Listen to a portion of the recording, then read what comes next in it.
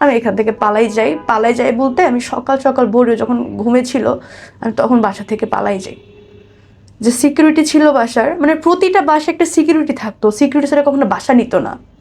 আর বাসা 2 রুমের নিক 3 রুমের নিক সিঙ্গেল ছাড়া কখনো সাবলেট নিত না। তখন পালাই যায়, তখন সিকিউরিটি ভাবছে হয়তো রাতে হয়তো ঝামেলা হয়েছে ওদের ভিতরে।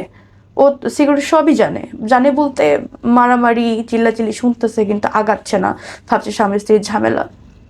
তো আমি পালাই যাই, সিকিউরিটি খবর দেয় যে ভাই ভাবি তো মনে হয় রাগ করে পালাই যাচ্ছে, আপনি ভাবিকে ঠেকান, ও তো আর জানে না এগুলা। তখন ও আমাকে কলাতলি থেকে চুল ধরে সজোরে ঘুষি মারতে মারতে বাসায় নিয়ে আসছে। ওইখান থেকে মনে করেন আমার বাসা হেঁটে গেলে 10 মিনিট, ওই 10 মিনিট ধরে আমাকে একটা কথা বলতেছে আর ঘুষি মারতেছে। মানুষ দেখতেছে কিন্তু কেউ কিছু বলতেছে না। তখন পালাতে পারিনি, তখন ধরা পড়ে যায়। আর যখন ধরা পড়ে যায় তখন তো আমাকে বেশি চোখে চোখে রাখতো, তখন আর কোথাও যাইতে যেত না একা একা, মানে সবসময় ডোরে ভিতর থেকে তালা মারা থাকতো এরকম।